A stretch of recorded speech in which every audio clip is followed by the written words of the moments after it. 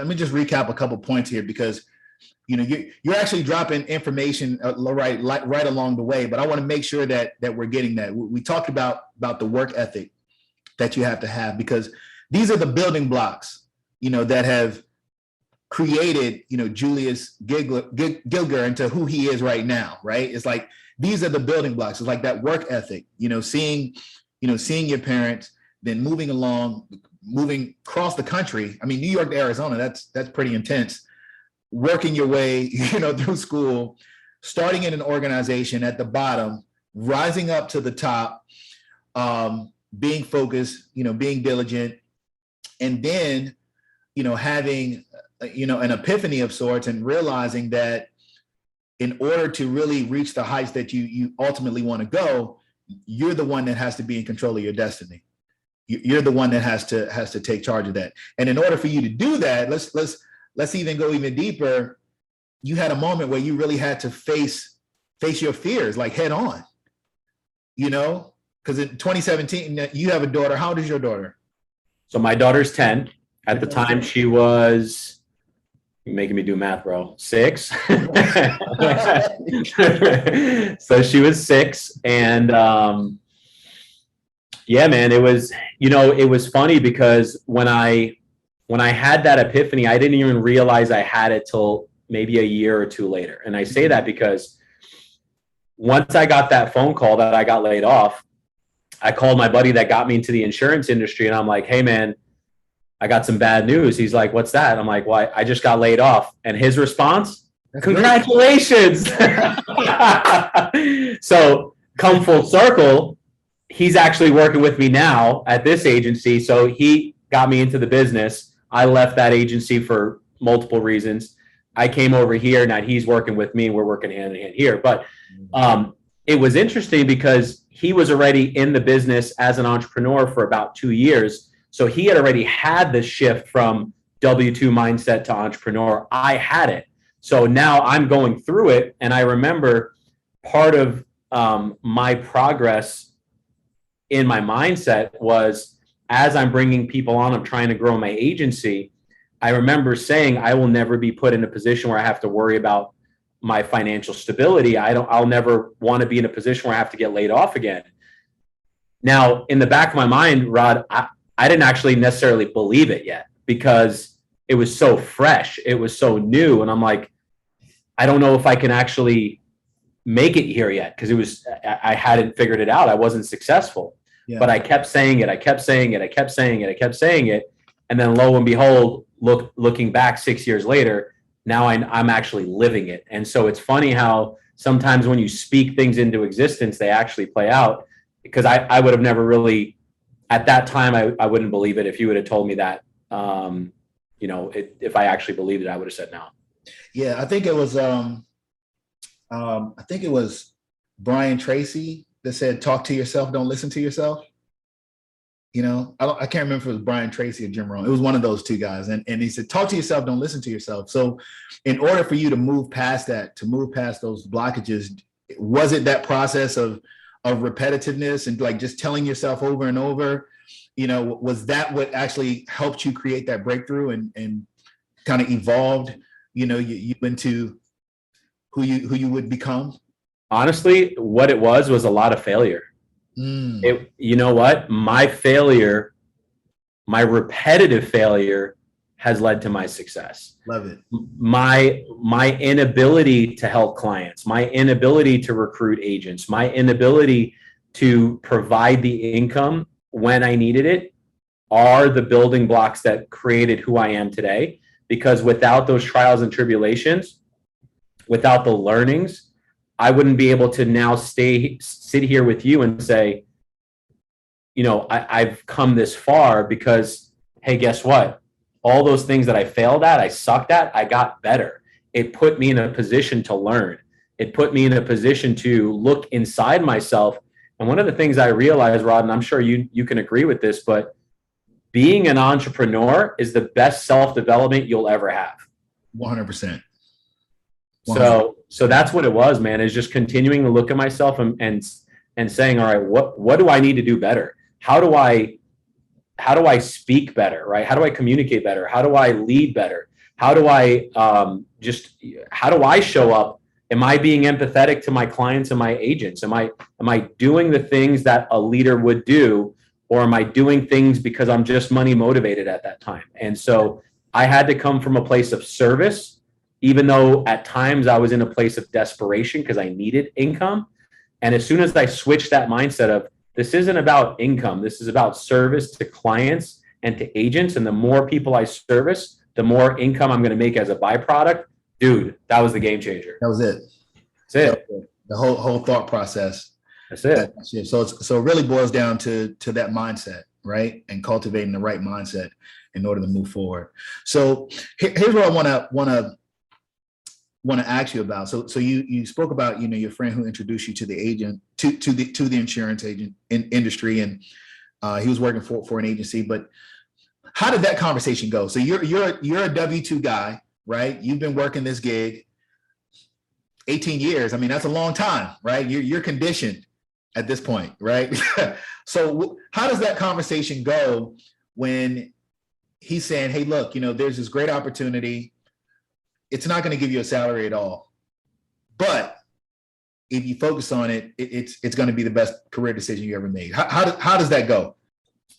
So he started by using my my current state of mind against me, and I know it's okay to share this, but he knew I was in a place of I needed something to focus on because I had just went through a divorce. My income, like I said, went from 2 incomes to 1.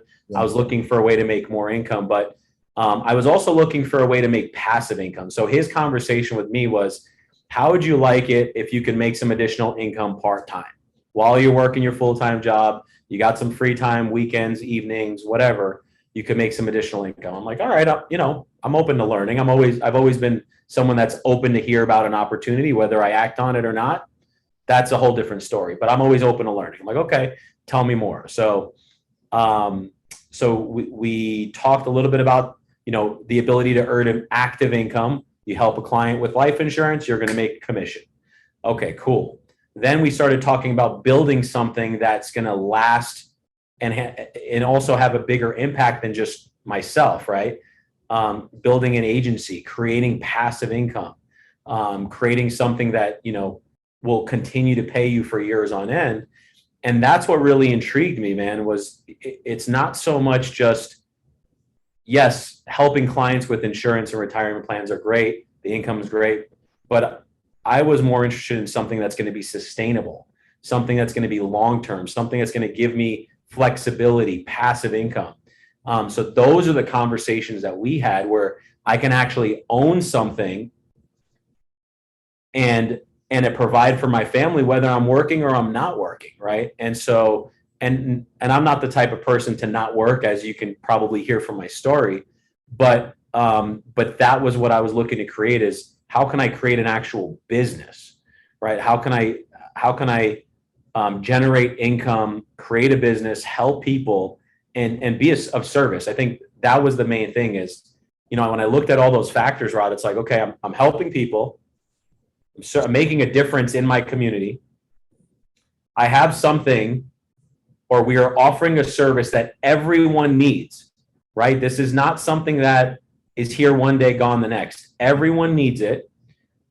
The income is amazing. I can have flexibility and I can have freedom. What do I have to lose? Yeah. And that was the conversation. It was that simple. That's it. What do you have to lose? Nothing. What it boils down to, right? So we talked about the work ethic. We talked about facing your fears. We've talked about, having an open mind, being willing to listen, right? Looking at the opportunity to help others, not being focused just on the money, but the opportunity to be of service. And if you're focused on being of service and adding value, the money is going to be a byproduct of that. Stepping outside of your comfort zone, right? Getting comfortable being uncomfortable, right? Is really what it boils down to, kind of failing forward, to the success. So I'm listening to your story, man. It's really, really amazing because I mean you got a lot of knowledge, that you're given. So I'm kind of like pulling it in, like, so as folks are listening, they can see what these points are. And these are the ingredients, that it takes, to really win big, in this business and really to apply. So, now, getting into this point, I want to talk about, hey, I want to say, look, let's talk about the money a little bit, right? Because here's the thing about the insurance industry. The money is only spoken about really in the recruiting room, right?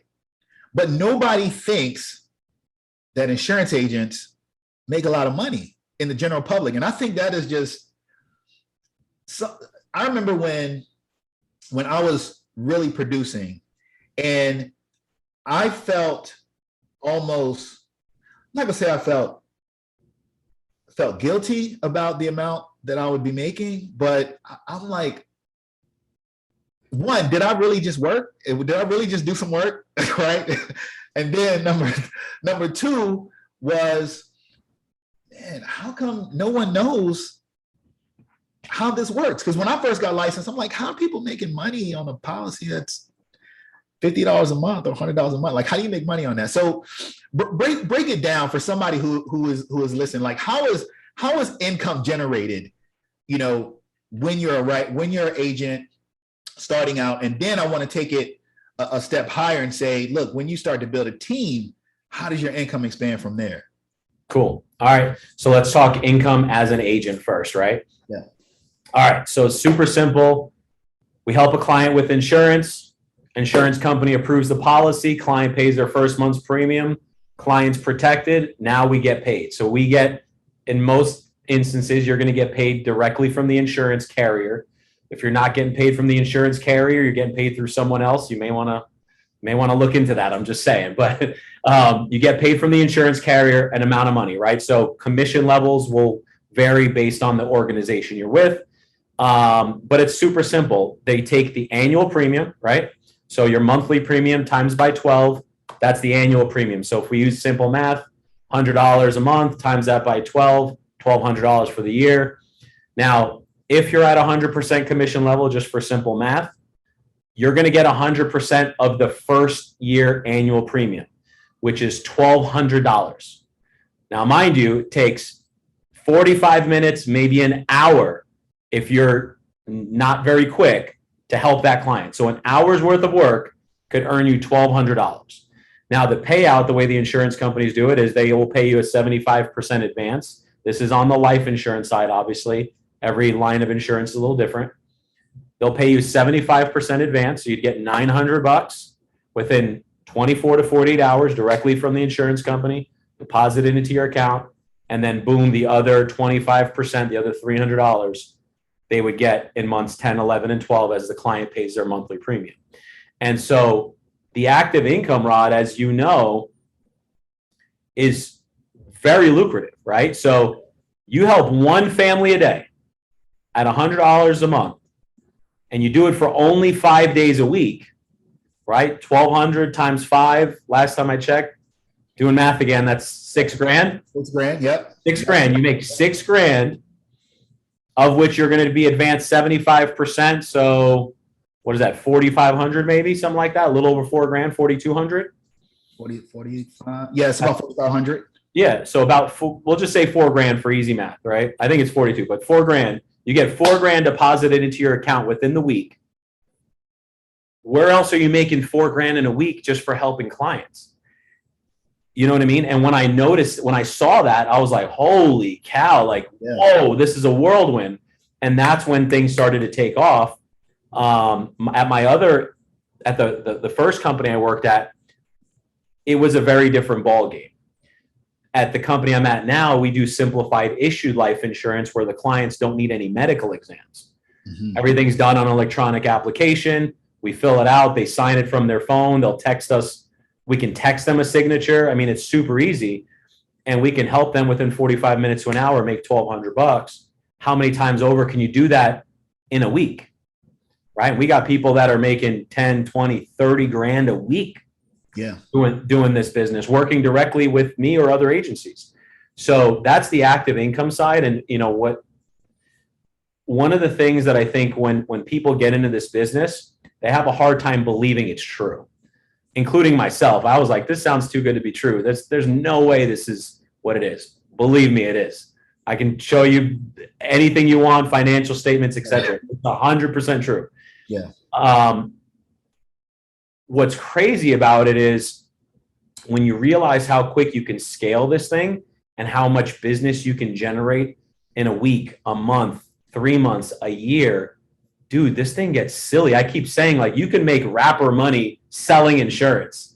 Yeah. Right? Like, you know what I mean? Like, because you're probably gonna be making more than most rappers, you know. Well, that's true, right? You probably could. But the money is insane, and then that's just the active income. And then, you know, you asked about passive income, right? Yep. And it's you building an agency, right? And so what's building an agency? It's finding other like-minded individuals, people that want to do what we're doing.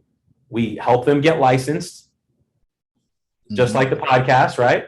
We help them get a license, or if they are licensed, we bring them on to the agency. We get them up to speed. We train them. We get them going. They start selling a policy, and now we get a small percentage for helping them get started and helping coach and mentor, be their leaders through the process, because that's our book of business, right? So let's just say that person's at 90%. I'm at 100 for easy math. We get a 10% override. This is normal business practice, not only in insurance and mortgages and real estate. Overrides are a normal thing, right? So if you get 10% off of, what's that? It's in corporate America too. Yeah, it's everywhere. Yeah, it's everywhere. Yeah, it's everywhere. So you get a 10% override on 10 people, 20 people, 100 people. A little percentage of a lot of people becomes a lot of money. Yeah. So it gets super lucrative, man.